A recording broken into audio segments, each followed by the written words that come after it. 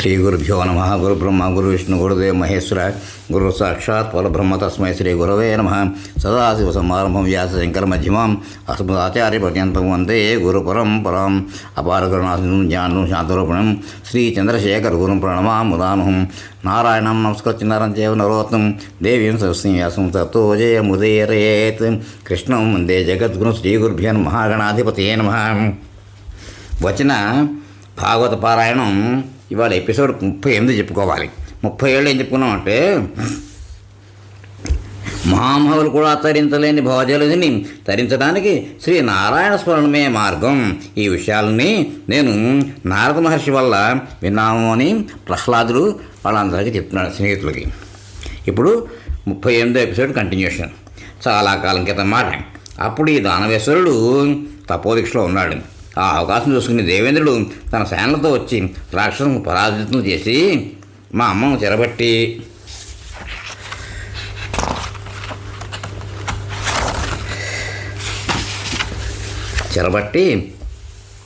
తీసుకుపెడుతున్నాడు. దారిలో నారదమహర్షి కనిపించి, దేవేంద్ర ఏమిటి పని నీకు? వైరం హిరణ్యకశిపుడు ఒక్క నిమిషం ఇక్కడ అయిపోయింది అనుకుంటే ఇక్కడ రాయడం. ఇక్కడ ఇప్పుడు ఎపిసోడ్ 39 చెప్పుకోవాలి. 38 చెప్పుకున్నాం. 38లో ఏం చెప్పుకున్నాం అంటే, ఇది ఆ దేవదేవులను స్మరించడం వల్ల భగవాన్ని సౌరభ్యం పొందిరి అని నారదుడు ధర్మరాజు అడిగిన ప్రశ్నలకు సమాధానం ఇచ్చాడు. అంటే వాళ్ళందరూ భక్తి ద్వారా వెళ్ళారు అని చెప్పేసి అనమాట. ఇప్పుడు ఎపిసోడ్ 39 కంటిన్యూషన్. భగవత్ప్రాప్తికి సాధనములైన భాగవత ధర్మములు, ఆధ్యాత్మిక విషయములు, భగవంతుని పరాక్రమం తెలుపుతున్న ఈ పవిత్ర వృత్తాంతములను భక్తి శ్రద్ధలతో కీర్తించిన వారు, వినినవారు సర్వ కర్మబంధముల నుండి విముక్తులవుతారు. పరమభక్తాగ్రేసరుడైన ప్రహ్లాదుని చరిత్రను వినినా చదివినా నారాయణుని అనుగ్రహం లభిస్తుంది. ధర్మరాజా, ఈ మానవ లోకంలో మీరు మిగుల భాగ్యశాలురు. ఎందుకనగా సాక్షాత్తు పరబ్రహ్మ పరమాత్మయే మనుష్య రూపమున గుప్తముగా నీ ఇంట నివసిస్తున్నాడు. శ్రీకృష్ణుడు ఒక్కడే ఆరాధ్య దైవం. గొప్ప మాయావి మాయాసురుడు శంకరుని యొక్క కీర్తికి కళంకము తెచ్చుటకు ప్రయత్నించాను. అప్పుడు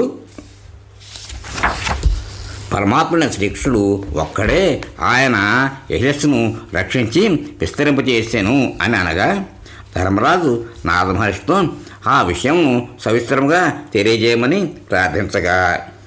ప్రార్థించాను. నారద మహర్షి ఇట్లు చెప్పేసాగాను.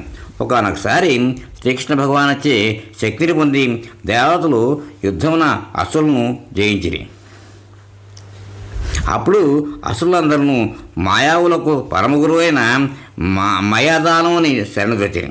అప్పుడు మయుడు బంగారము, వెండి, ఇనుములతో 3 పురములను నిర్మించి ఇచ్చెను.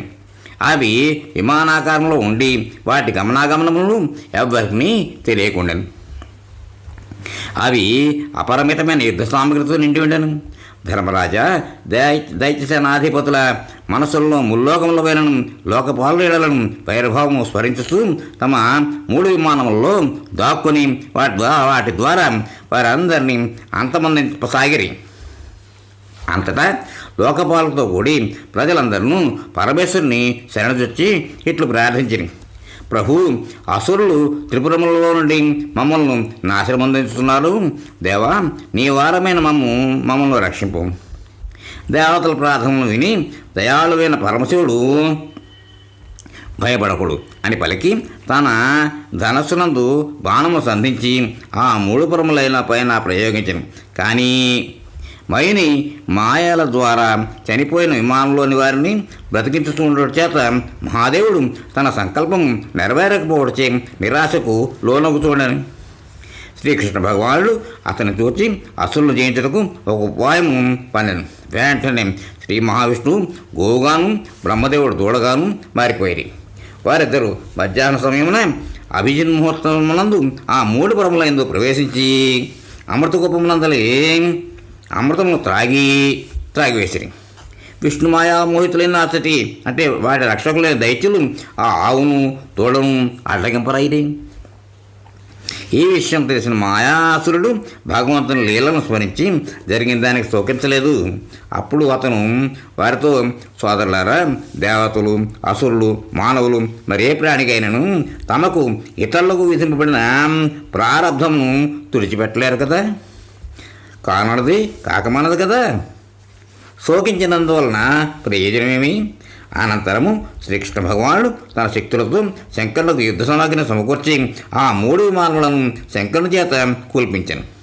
ధర్మరాజా, ఈ విధముగా 3 పురములను దహించి పరమశివుడు పురారి అని ప్రసిద్ధికెను. బ్రహ్మదేవతలు ఆ శంకర భగవాను స్తుతించి తమ లోకములకు వెళ్ళిపోయారు. సకల ప్రాణులను ఆత్మస్వరూపుడు జగద్గురువు అయిన శ్రీకృష్ణ భగవానుడు తన మాయచే మానవుల వలె లీలలను నెరపాను.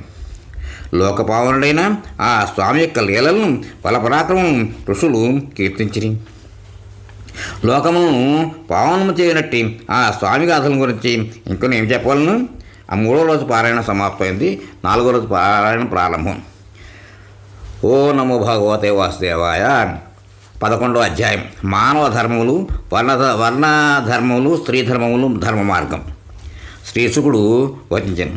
పరీక్ష మహారాజా, భగవద్భక్తుడైన ప్రహ్లాదుని కీర్తి సాధు సమాజం నందు ప్రశంసను అందుకొనెను. అతని పవిత్ర గాథను విని ధర్మాత్ముడైన యుధిష్ఠిరులకు మిగుల ఆనందం కలిగిన. అతడు నారదుని వర్ణాశ్రమ ధర్మములను, మానవుల సనాతన ధర్మములను గురించి తెలుసుకొనగోరెను. ఎందుకనగా ధర్మం వలనే జ్ఞానం, భగవద్భక్తి, సాక్షాత్ పరమపురుషుని ప్రాప్తి కూడా కలుగును కదా. నారద మహర్షి, నీవు ధర్మముల రహస్యములను, యథార్థ రూపములను బాగా ఎరిగినవాడు కాబట్టి చెప్పమంటే నారద మహర్షి వచించాను. ధర్మరాజా, జన్మరహితుడైన భగవంతుడే సకల ధర్మములకు మూల కారణము. ఆ ప్రభువే చరాచర జగత్ యొక్క శ్రేయస్సు కొరకు ధర్ముడు మరియు పుత్రిక అయిన మూర్తి అను దంపతులకు తన అంశంతో అవతరించి బదరికాశ్రమం నందు తపస్సు చేస్తూ ఉన్నాడు. ఆ శ్రీమన్నారాయణకు నమస్కరించి ఆ స్వామి వలన వినిన సనాతన ధర్మములను నీకు వివరించదను. శ్రీహరి భగవానుడు సర్వవేద స్వరూపుడు. ఆయన తత్వం ఎరిగిన మహర్షులచే చెప్పబడిన స్మృతులు, వాటి నుండి ఆత్మజ్ఞానములు పొందుటే సర్వధర్మములకు మూలము. ఇట్టి ధర్మ సంపాదన వలన అంతఃకరణం ప్రసన్నమగును. ధర్మరాజా, ధర్మములకు 30 లక్షణములు గలవని శాస్త్రములందు పేర్కొనబడినది. అవి ఏవనగా సత్యము, దయ, తపస్సు, శౌచము, తితిక్ష, ఉచిత అనుచిత విచారము, మనోనిగ్రహము, ఇంద్రియముల సంయమము, అహింస, బ్రహ్మచర్యము, స్వాధ్యాయము, సరళత్వము, సంతోషము, సమదృష్టి, మహాత్ముల సేవ, మెల్లమెల్లగా సంసార భాగం నుండి నివృత్తి, మనుషులకు అభిమానంతో కూడిన ప్రయత్నముల ఫలము విపరీతముగా ఉండడం విచారము, మౌనము, ఆత్మచింతనము, ప్రాణులకు వాటి యోగ్యతకు తగిన శక్తికి తగినట్లుగా అన్నం మొదలు వాటిని పంచిచ్చడం, అట్టి ప్రాణులను విశేషించి మనుషులను ఆత్మస్వరూపులనియు ఇష్టదేవతా స్వరూపులనియు భావించుట, సత్పురుషులకు పరమాశ్రయముకు శ్రీకృష్ణుని నామగుణ లీలావైభవమును వినుట, కీర్తించుట, స్మరించుట, సేవలు నడుచుట, పూజించుట, నమస్కరించుట, ఆ ప్రభువులకు దాస్యము, సఖ్యము, ఆత్మసమర్పణము గావించుట అన్నది ఈ 30 ధర్మములను ఆచరించుటే మానవులకు పరమధర్మం. వీటిని పాటించడం వలన సర్వాత్ముడైన భగవంతుడు ప్రసన్నుడగును. యుధిష్ఠిర, తమ వంశంలో పరంపరగా వస్తున్న సంస్కారం విధులను, వైదిక సంస్కారాలను స్వీకరించే వారిని ద్విజులందరినీ బ్రహ్మదేవుడు చెప్పాను. ద్విజులకు యజ్ఞము, వేదాధ్యయనము, దానములు విధించబడినవి.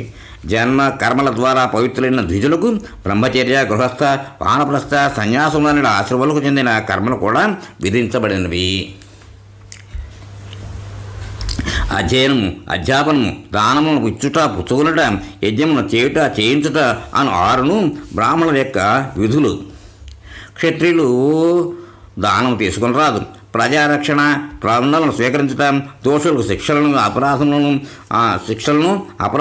అపరాధ పన్నులను విధించటం మొదలైనవి క్షత్రియ ధర్మములు.